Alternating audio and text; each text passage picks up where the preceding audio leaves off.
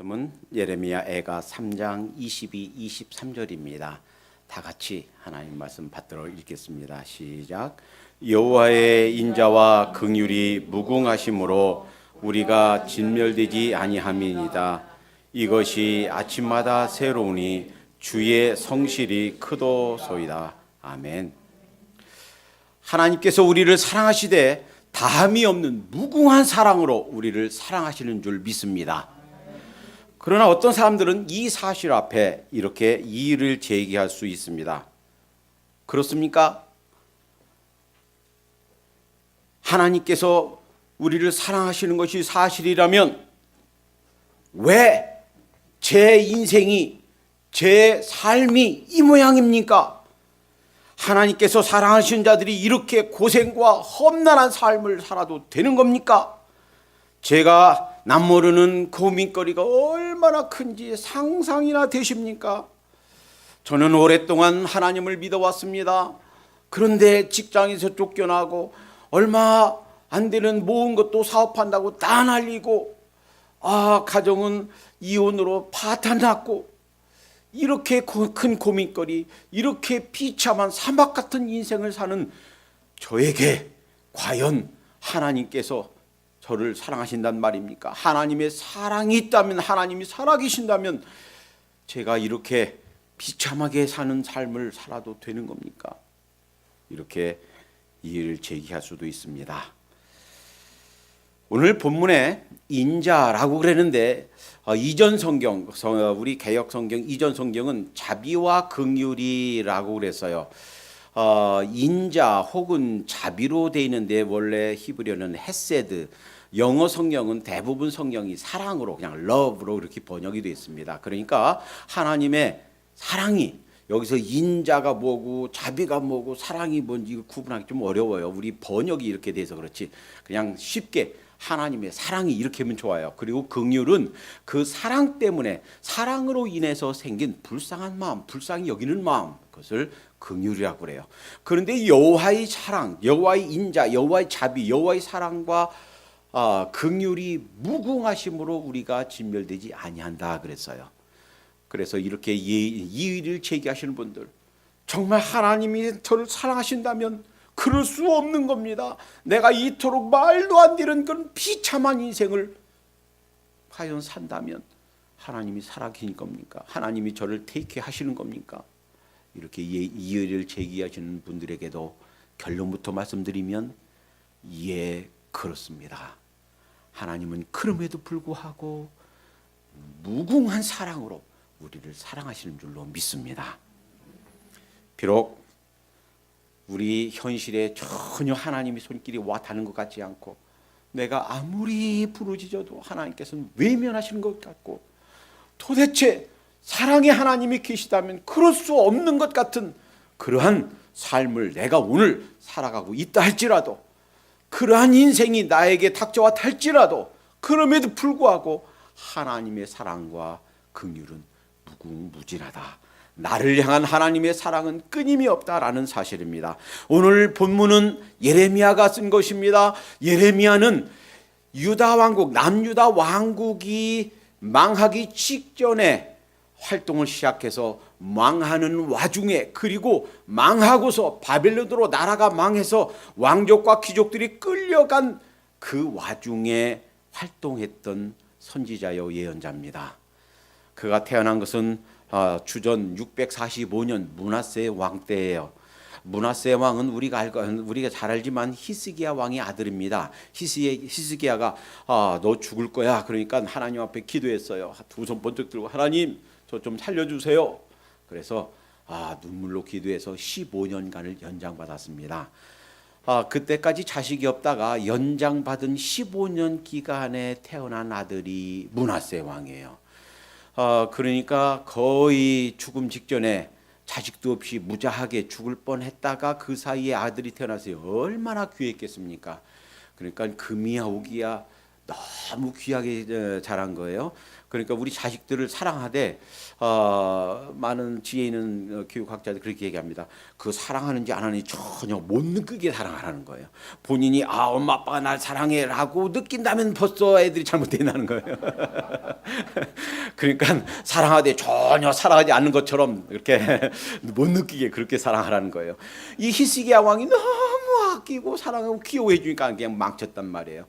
그러니까 이스라엘 역사, 남유다 역사 중에서 그냥 아주 가장 못되고 악한 왕 중에 하나가 므낫세 왕, 평생을 거쳐서 이렇게 못되게 굴었던 왕이란 말이에요. 남유다가 전체 망하는데 거기에 지름길 아주 그냥 거기 불타는 불에 휘발유를 끼얹은 격이 된 왕이 므낫세 왕이에요. 그 므낫세 왕 때 태어나서 나라가 망하는 때 587년 망했죠. 망할 때 이때 활동을 했던 선지자입니다. 그런데 이 애가는 이 나라가 망하면서 여러분 지금 같으면 그냥 총 쏴서 이렇게 살상할 때 금방 죽지요.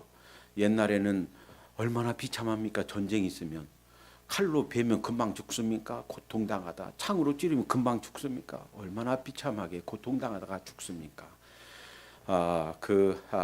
칼에 창에 말바굽에 밟히고 나라가 망하고 성전이 회파되고 왕족과 귀족도 쓸만한 사람 다 데려다가 종으로 노예로 삼고 이렇게 나라가 완전히 망해버렸습니다. 얼마나 비참합니까? 얼마나 울었는지. 이 예레미야 선지자의 별명은 눈물의 선지자예요. 그리고 오늘 예레미야는 1, 3, 4, 5장이 전부 다 이 망한 나라를 보면서 하나님의 백성들이 이렇게 비참한 바닥에 떨어진 그런 비참한 인생을 보면서 눈물로 쓴 눈물의 시, 애가다 슬퍼하는 노래다. 책 제목이 그래요. 예레미야 애가예요. 그런데 우선 이 예레미야는 지금 당한 이 현실, 이 비참한 인생, 말도 안 되는 하나님의 백성이라고 하나님의 선택된 민족이라고 하는 이 이스라엘 민족이 북이스라엘 망하고 남유다까지 망해버린 이 비참한 현실이 바로 죄 때문이었다, 죄악 때문이었다라고 고백합니다. 2장 3절에 맹렬한 진노로 이스라엘 모든 뿔을 자르셨으며 뿔은 영광이에요. 자랑이에요. 이스라엘의 뿔을 하나님께 자르셨다는 거예요. 원수 앞에서 오른손을 거두시고 맹렬한 불을 사방으로 사름같이 불이 온 사방에 다 삼키는 것 같이 그렇게 야곱을 사르셨다. 야곱은 이스라엘의 옛 이름이에요. 다시 말하면 야곱이라는 것은 이스라엘 민족 하나님의 백성을 대표하는 이름입니다. 야곱을 불사르셨다는 거예요. 2장 11절에 보니까 내 눈에 눈물이 상하여 눈물을 너무너무 흘려서 눈이 침침하고 눈이 상할 정도란 말이에요. 얼마나 울었는지. 내 창자가 끊으며 내 간이 땅에 쏟아졌으니 이는 처녀 내 백성이 패망하여 어린 자녀와 젖 먹는 아이들이 성읍 길거리에서 혼미함이로다. 아이들이 부모님이 다 돌아가셔서 창에 칼에 다 돌아가셔서 의지할 데가 없어요. 먹을 데가 없어요. 잘 데가 없어요. 길에서 애들이 방황한단 말이에요. 2장 13절에 처녀 예루살렘이여 내가 무엇으로 내게 증거하며 무엇으로 내게 비교할꼬 처녀 시온이여 내가 무엇으로 내게 비교하며 너로 위로할꼬 너의 파괴함이 바다 같으니 파괴함이 완전히 망한 것이 바다와 같다 하는 거예요. 바다와 같으니 누가 너를 고치소냐. 3장 8절에 보니까 내가 부르짖어 도움을 구하나 내 기도를 물리치시며 하나님께서 기도하는데도 기도를 듣지 않으신단 말이에요. 간절히 외치는데 하나님께서 외면하신단 말이에요. 그 이유가 첫째 1장 14절과 2장 14절 하필 14절이에요. 1장 14절과 2장 14절에 두 가지 이유를 말씀하시는데 이렇게 바닥 인생 개인과 민족이 이렇게 엉망으로 바닥 인생이 된 이유가 있는데 첫째는 1장 14절에 내 죄악이 멍에로 그 손으로 묶고, 여러분 멍에가 뭔지 알죠? 소가 밭 갈 때 그 이렇게 어깨에다가 소 어깨에다 이렇게 매는 그게 멍에예요. 그러니까 그 멍에 그것을 해가지고 그 쟁기를 해서 밭을 갈고 있으니 이 소가 그 얼마나 무겁겠습니까? 하나님께서 내 죄악을 멍에로 그 손으로 묶고 얽어서 내 목에 올리사 내 힘을 피곤케 하였으며 내가 당할 수 없는 자의 손에 주께서 나를 붙이셨도다. 이런 모든 비참한 현실, 모든 고통과 슬픔은 바로 죄악 때문에 왔다. 뿐만 아니라 2장 14절에 보니까 내 선지자들이 내게 대하여 헛되고 어리석은 묵시를 보았으므로 내 죄악을 드러내어서 너로 내 사로잡힌 것을 돌이키지 못하게 하였도다. 저희가 거짓 경고와 미혹해 할 것만 보았도다. 이런 말이에요. 선지자들이요, 그 많은 사람들의 죄악을 보면서, 나라 전체의 죄악을 보면서 하나님 앞에 받을 말을 바르게 전해야 됐어요. 여러분, 내 사랑하는 형제들이여, 돌아오세요. 죄에서 버리세요. 떠나세요. 하나님께 돌아와야 됩니다. 하나님의 진노가 임박했습니다. 하나님께서 징계하실 겁니다. 하나님의 진노의 손길이 문 앞에까지 다가왔는데 괜찮습니다. 이 정도 죄 짓지 않는 사람이 세상에 어디 있습니까? 평안합니다. 괜찮습니다. 그저 위로한답시고 위로의 설교만, 평안의 설교만 했단 말이에요. 정말 하나님의 눈으로 보면 눈에 불이 나야만 되고, 그래서는 안 된다고 땅을 쳐야만 되고, 여러분 그러지 맙시다. 죄를 떠납시다.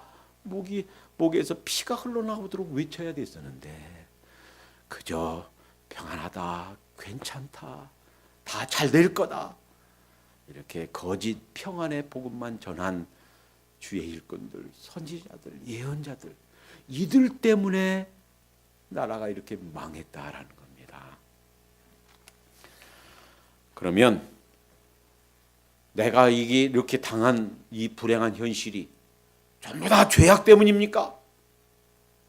아니, 그렇지 않아도 슬프고 그렇지 않아도 마음이 무겁고 어려운데 그것이 내 죄 때문이라면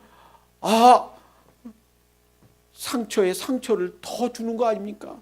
그래서 기억하세요. 그것이 우리에게 당한 모든 불행이 다 죄 때문만은 아닙니다. 욥을 보세요. 욥은 잘못한 것이 없었습니다. 주님께서도 인정한, 하나님께서 인정한 의인이었어요. 큰 파리를 하고 나서는 그 10명의 그 자식들 숫자대로 혹시나 부지 중에 그들 중에 죄를 지었을까 해가지고 숫자대로 세어서 번제를 드릴 만큼 하나님 앞에 의롭게 살려고 했던 사람이에요. 죄에서 떠나 있던 사람입니다. 그런데도 불구하고 그에게 불행이 왔어요. 그러니까 때로는 우리에게 당한 이 불행이, 우리에게 당한 이 고난과 이 사막 같은 인생이 꼭 다 죄 때문이다라는 것은 아니에요. 예외의 경우도 수없이 많이 있다라는 겁니다. 그리고 누가복음 13장 그 4절 5절에 보면 예수님께서 이렇게 말씀하셨어요. 또 실로암에서 망대가 무너져서 치어 죽은 18사람이 예루살렘에 거한 모든 사람보다 죄가 더 있는 줄 아느냐? 많은 사람들은 망대가 하필 무너질 때 거기 있다가 아이고 재수없게 죽었네, 그 사람들 죄가 많은 것보다, 이렇게 생각하는데 그게 아니란 말이에요. 그 사람들이나 저 예루살렘에 있는 사람 똑같단 말이에요. 뭐 다 투투리 키재기지, 다 똑같이 죄인이다 하는 거예요. 그래서 너에게 이르노니 아니라 너희로 만일 회개치 아니하면 다 이와 같이 망하리라. 그러니까 우리에게 당한 이런 어려운 현실들, 이 불행들이 모두 다 죄 때문만은 아니다라는 거예요. 그러니까 너무 실망하거나 낙심하지 마시기 바랍니다. 혹시라도 뭐 사업하다가 잘 될 수도 있죠. 다 잘 되나요? 망할 수도 있죠.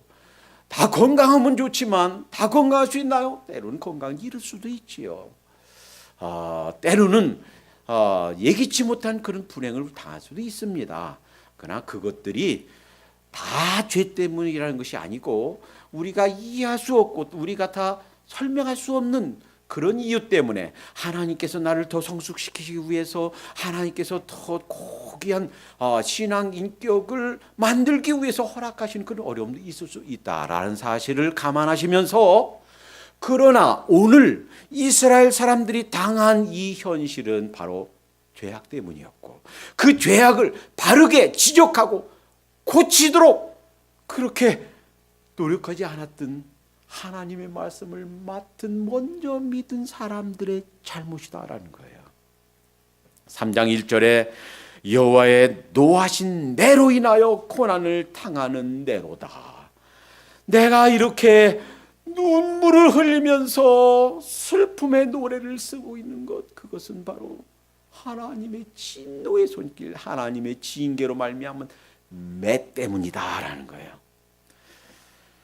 오늘날 우리 목회자들이 단지 평안의 복음만이 아니라 정말 죄를 미워하시는 하나님, 죄를 싫어하시는 하나님, 우리가 죄 가운데 있을 때 우리의 기도를 듣지 않으시는 하나님, 죄에서 돌아오기를 그렇게 간절히 원하시는 하나님의 심정을 전해야 될 줄로 믿습니다. 위로와 거짓 평안만 전하면 하나님의 진노를 피할 길이 없습니다. 우리가 계속해서 계속해서 죄 가운데 있다면 이 지옥을 피할 방법이 없어요. 이 하나님의 무서운 진노의 손길을 피할 방법이 없습니다. 혹시라도요, 이렇게 생각할지 모르겠어요. 하나님은 사랑과 인자, 긍휼이 무궁하시니까 잠깐 내가 죄악의 낙을 누리다가 나중에 죽기 직전에 하나님 잘못했어요, 용서해주세요, 회개하면 될 거 아닌가? 우리 뉴피플 교회는 그런 분들이 한 분도 안 계시는데, 혹시 저 동영상 보고 한국에서 저 이웃 나라에서 이 설교 들으시는 분 중에 그런 분이 계실지 모르겠어요. 그런 분들 기억하시기 바랍니다. 우리가 내일 살았다 할 것이 없어요. 우리 인생이 언제 죽을지 모릅니다. 내 인생이 언제 어떻게 될지 알지 못해요. 비록 하나님은 인자와 긍휼이 무궁하신 하나님이시지만, 그러나 내가 그 죄를 회개하고 자백하고 용서받을 수 있는 기회가 주어지리란 보장이 없습니다. 어떻게 될지 몰라요. 적어도 우리는 생각하되 하나님의 자비와 긍휼이, 인자와 긍휼이 무궁하시지만 죄를 떠나야만 되겠구나, 정말 주님께서 죄를 미워하시는구나 하는 것을 기억해야 되겠습니다. 여러분 어떻습니까? 하나님께서 죄를 얼마만큼 미워하십니까? 이것을 기억해야 되겠습니다. 하나님께서 뽑으신 백성, 하나님의 백성을 뭐라고 하시는지 아세요? 누가 하나님의 택하신 백성을 건드리면 하나님의 내 눈동자를 건드리는 거다. 눈동자 얼마나 귀합니까? 이거 눈동자를 건드리는 거다, 이렇게 말씀하셨어요. 하나님께 이렇게 아끼고 보호하시는 하나님의 백성, 이렇게 아끼고 사랑하는 하나님의 백성, 그런데도 계속 죄 가운데 있을 때, 계속 죄에서 떠나지 않고 있을 때, 저 그냥 야만인 같은 저 바벨론 족속, 저들에게 나라가 망하도록 허락하셨단 말이에요.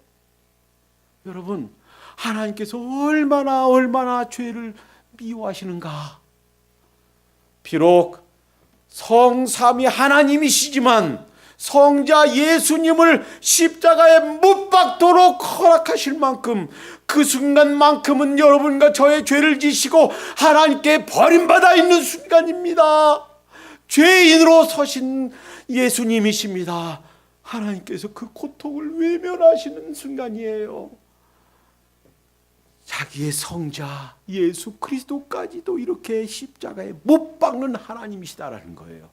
자, 이토록 사랑하는 이스라엘 백성들을 바벨론에게 말발굽에 짓밟히게 하셨고, 이 죄를 미워하시되 얼마만큼 독생성자 예수 그리스도를 십자가에 못 박을 만큼 그렇게 미워하시는, 죄를 미워하시는 하나님, 우리가 죄 가운데 있을 때 그 죄를 묵고하지 않으신다 하는 사실을 기억하십시다.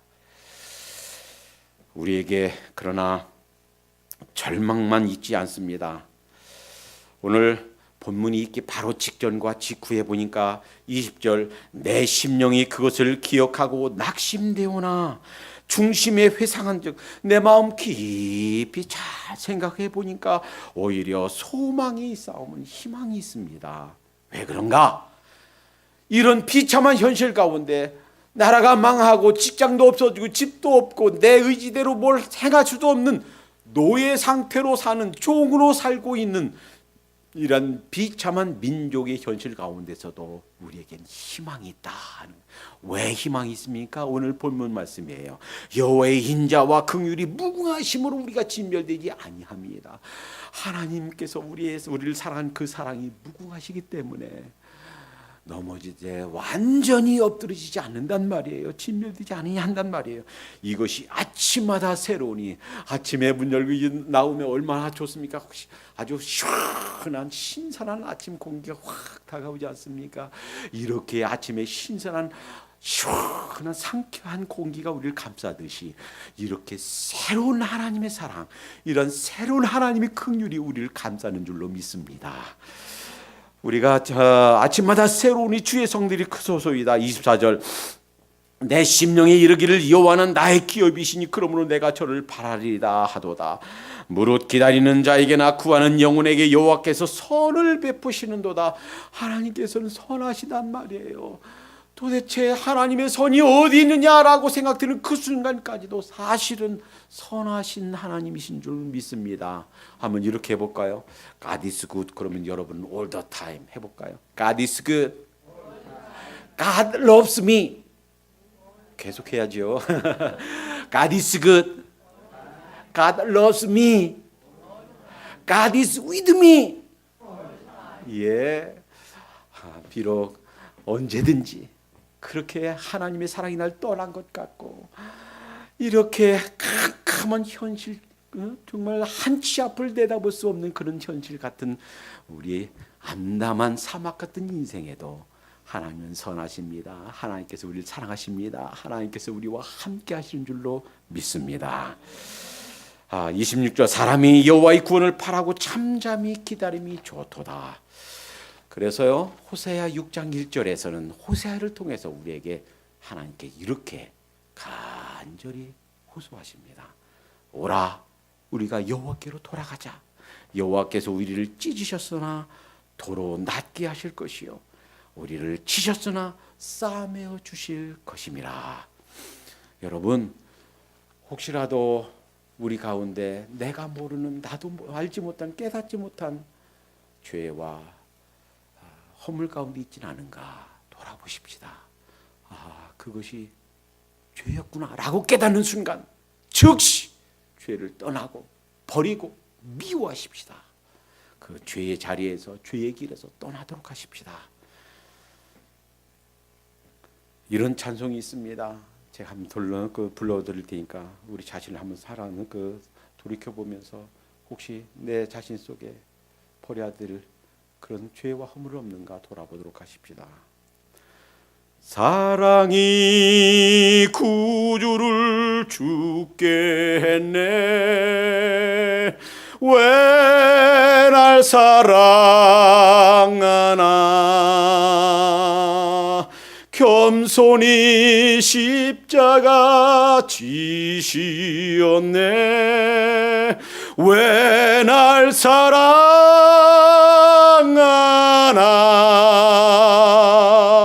왜 날 사랑하나.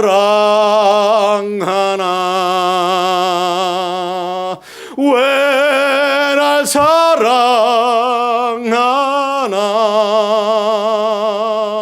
왜 주님 갈보리 가야 했나. 왜 날 사랑하나.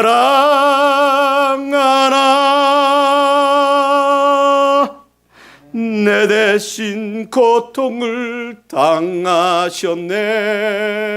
왜 날 날 사랑하나. 죄 용서받을 수 없었는데 왜 날 사랑하나.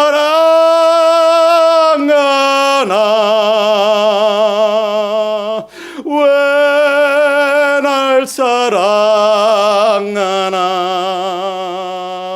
왜 날 사랑하나. 왜 주님 갈보리 가야 했나. 왜 날 사랑하나. 주님께서 우리를 사랑하신 그 사랑, 그 성실의 무궁함이 꽃피운 극치가 바로 십자가인 줄로 믿습니다. 주님께서 우리를 사랑하는 그 사랑이 끝이 없이 무궁한 것이 바로 십자가예요.